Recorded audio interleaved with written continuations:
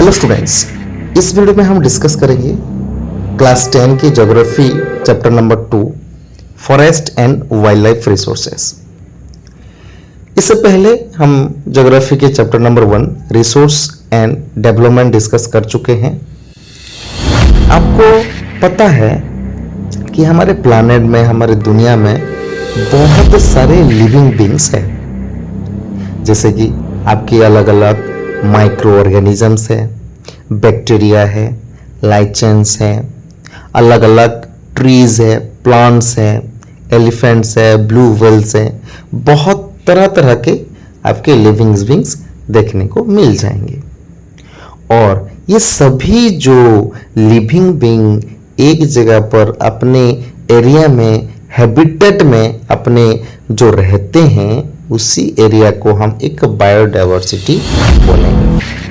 Biodiversity का मतलब यह है कि एक जगह पे ट्री रहना, अलग अलग माइक्रो ऑर्गेनिजम्स रहना, अलग अलग आपके एनिमल्स रहना, इस सभी चीज को बायोडाइवर्सिटी बोला जाता है।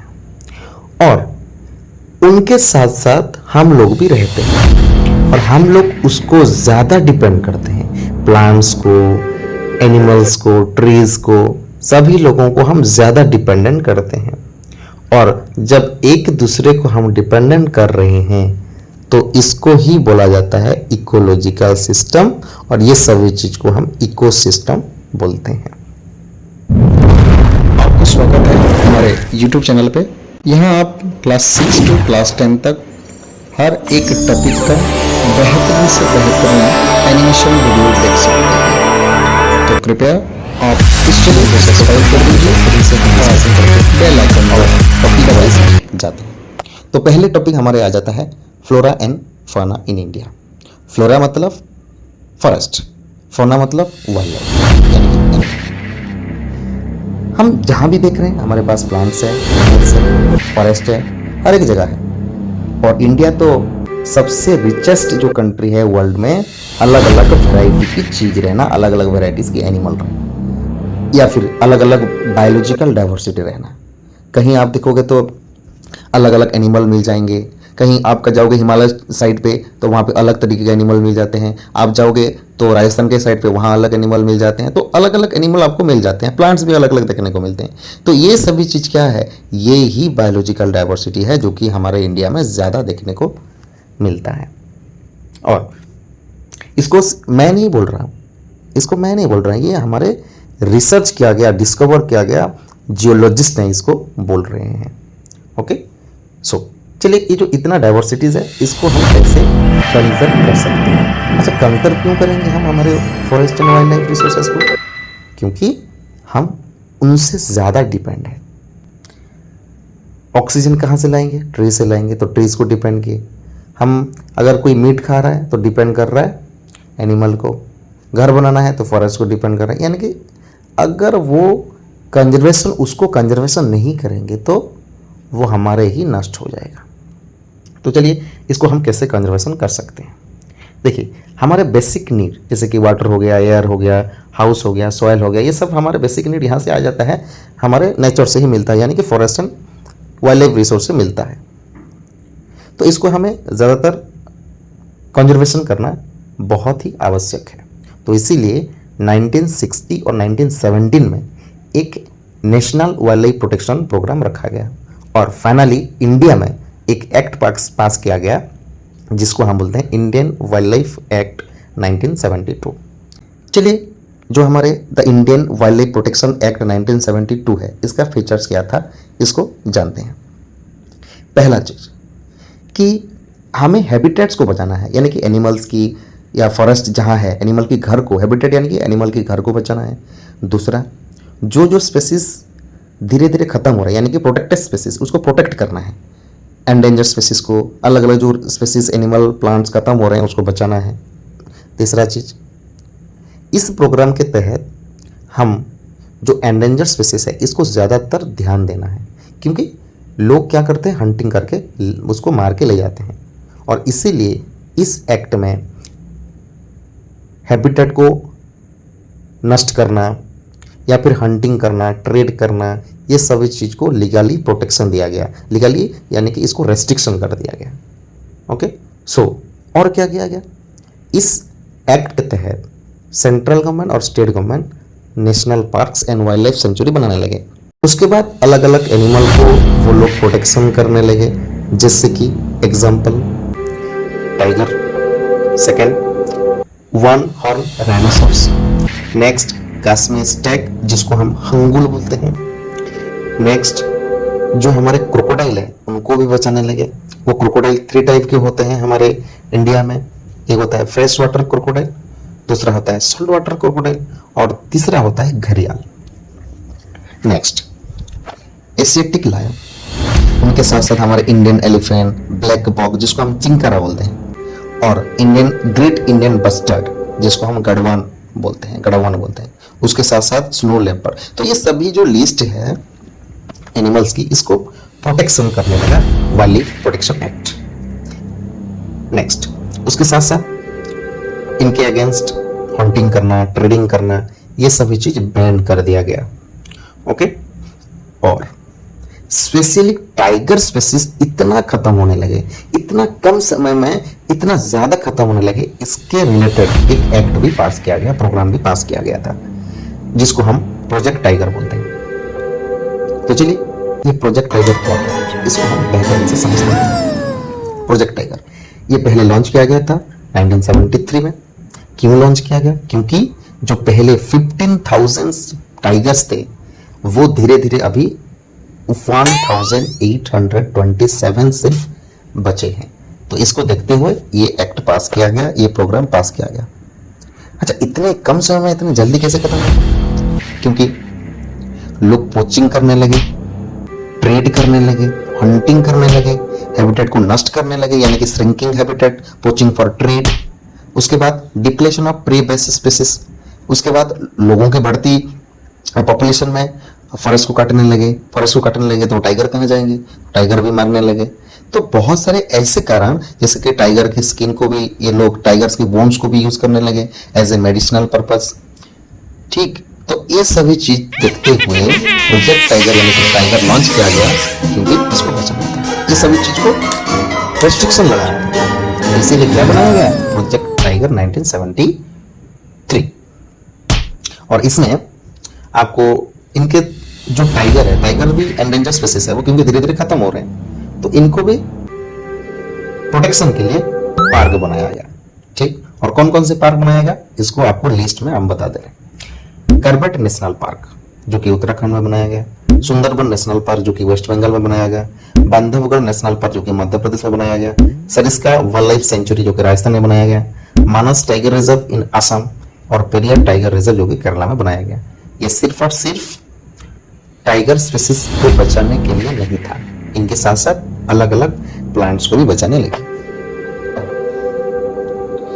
ये जो कंजर्वेशन प्रोजेक्ट था ये सिर्फ एनिमल स्पीसीज के लिए नहीं है या फिर प्लांट स्पीसीज के लिए नहीं है, बहुत सारे ऐसे जैसे कि आपके इंसेक्ट हो गया, अलग अलग आपके बटरफ्लाई हो गया या फिर ड्रैगन फ्लाई हो गया, बीटल्स हो गए, ये सभी को बचाने के लिए भी ये कंजर्वेशन प्रोजेक्ट लॉन्च किया गया था। और इसके साथ साथ 1980 में और 1986 में जो वाइल्ड लाइफ प्रोटेक्शन एक्ट आया, उसमें बहुत सारे species, 100 species of butterflies, moth, beetles हैं, वन ड्रैगन फ्लाई, ये सभी को ऐड किया गया प्रोटेक्टेड स्पीसीज में, इसको भी बचाना है। तो चलिए अब जानते हैं कि ये जो प्रोटेक्टेड फॉरेस्ट है, प्रोटेक्टेड टाइगर्स है, ये हम कर क्यों रहे हैं। पहला बात है कि हमें जिस जगह पर फॉरेस्ट ज्यादा है उसको रिजर्व फॉरेस्ट बना दो, जिस जगह पर थोड़ा सा कम है उसको प्रोटेक्टेड फॉरेस्ट बना दो, और जिस जगह पर ज्यादातर कम है तो उसको हम ऑन क्लास फॉरेस्ट बना देते हैं। तो चलिए ये जो क्या है प्रोटेक्टेड फॉरेस्ट, रिजर्व फॉरेस्ट, ये क्या है ऑन क्लास फॉरेस्ट, इसको बेहतरीन से हम समझते हैं, जिसको बोला जाता है next topic, types and distribution of forest and wild life resources. देखिए रिजर्व फॉरेस्ट, रिजर्व फॉरेस्ट क्या, कैसे किया जाता है या कहाँ होता है ये? रिजर्व फॉरेस्ट जो होता है जहां जिस एरिया में, जिस लैंड में पूरा का पूरा हाफ जितना है उसका टोटल एरिया की हाफ, जितने भी जिस एरिया में फॉरेस्ट रहते हैं उस फॉरेस्ट एरिया को पूरा हाफ उसको रिजर्व फॉरेस्ट माना जाता है। ठीक है, और हम ज्यादातर देखेंगे तो पूरा हाफ ही हमारे इंडिया में जितने एरिया में फॉरेस्ट है वो हाफ एरिया को रिजर्व फॉरेस्ट कवर करता है। और रिजर्व फॉरेस्ट कहाँ सबसे ज्यादा देखने को मिलता है? आप बोल सकते हो मध्य प्रदेश हो गया, जम्मू कश्मीर हो गया, आंध्र प्रदेश हो गया, उत्तराखंड हो गया, केरला हो गया, तमिलनाडु हो गया, वेस्ट बंगाल हो गया एंड महाराष्ट्र हो गया। ये सभी जगह पे आपको रिजर्व फॉरेस्ट देखने को मिलेगा। सेकंड, प्रोटेक्टेड फॉरेस्ट ज्यादातर 1/3 है, रिजर्व फॉरेस्ट से कम है, लेकिन 3 भागों में डिवाइड कर देंगे तो 1 भाग आपका प्रोटेक्टेड फॉरेस्ट मिलेगा। और प्रोटेक्टेड फॉरेस्ट आपको कहाँ मिलता है? इसको मैप के तरीके से आपको याद रखना है, क्योंकि यहाँ से क्वेश्चन पूछा जाता है।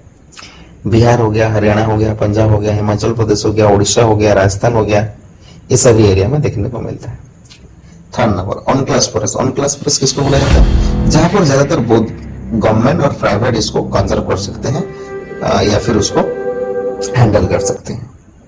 जैसे कि आपका टोटल नॉर्थ ईस्टर्न साइड्स में जो स्टेट्स हैं और कुछ पार्ट जैसे गुजरात में है स्टेट के वाइज, लेकिन इनके अलावा भी कुछ ऐसे लोग हैं जो कि आपको प्रोटेक्ट कर रहे हैं, कंजर्व कर रहे हैं फॉरेस्ट और हमारे वाइल्ड लाइफ को। कैसे?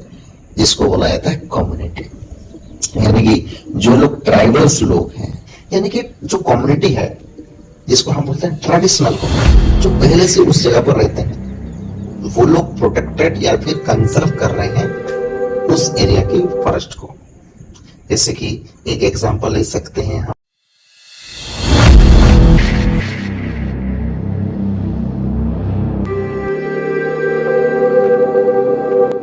इसका टाइगर रिजर्व जो कि राजस्थान में, वहां के जो विलेजर्स एक रिवॉल्यूशन कर लेते हैं। किसके अगेंस्ट? जो लोग माइनिंग करने आते हैं, और माइनिंग करने से उनको पता है कि वहां के जितने फॉरेस्ट है वो नष्ट हो जाएगा। सो इसके अगेंस्ट ये लोग रिवॉल्यूशन करते हैं कि यहां पर कोई भी माइनिंग नहीं होगा। और जो विलेजर्स थे वो लोकल कम्युनिटी थे, यानी कि ट्राइबल लोग थे। दूसरा, वही राजस्थान की एक अलवर डिस्ट्रिक्ट है, वहां पे भी एक रिवॉल्यूशन होता है। वहां भैरव देव डाकफ सेंचुरी नाम का एक फॉरेस्ट है या एक वाइल्ड लाइफ सेंचुरी है, जहां 1200 हेक्टर्स की एक बड़ा सा फॉरेस्ट है। वहां पे वहां उसी एरिया के जो लोग हैं वहां किसी को भी अलाउ नहीं करते हैं हंटिंग करना या फिर वहां पे विजिट करना, किसी को भी अलाउ नहीं करते। इसके साथ साथ आप देखे होंगे हिमालयंस एरिया में चिपको मूवमेंट, जहां जो लोग पेड़ को काटने नहीं देते थे, पेड़ पे चिपक जाते थे। उसके साथ साथ बहुत सारे रिवोल्यूशन, बीच बचाओ आंदोलन देखेगा आप, नवधन्या देखे होंगे, बीच बचाओ आंदोलन जो कि तेहरी, वहां पे JF यानी कि जॉइंट फॉरेस्ट मैनेजमेंट, जो कि 1988 में हुआ था। ये पहले उड़ीसा में फर्स्ट हुआ था। इसका क्या महत्व है? इसका महत्व यह है कि आसपास के जितने सारे फॉरेस्ट है, कम्युनिटी है, ट्राइबल लोग है, वो दूसरे फॉरेस्ट में या फिर दूसरे ट्राइबल लोगों के साथ ज्वाइन करेंगे, यानी कि ज्वाइन करके मैनेज करेंगे कि हम किसी को भी हंटिंग करने नहीं देंगे। इसको जॉइंट फॉरेस्ट मैनेजमेंट बोला है। ये सिर्फ उड़ीसा में नहीं रहा, ये अलग अलग जगह में फैलने लगा।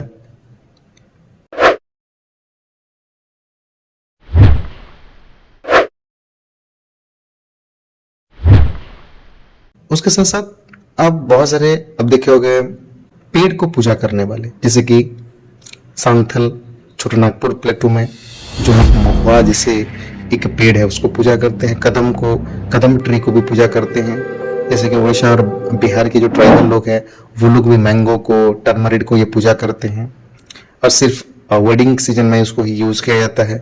पीपल, बनियन ट्रीज को, इसको भी एक सेक्रेट ट्रीज माना जाता है, इसको कोई भी पेड़ को काटते नहीं है। इसके साथ साथ कुछ एनिमल को भी ये लोग पूजा करते हैं, जैसे कि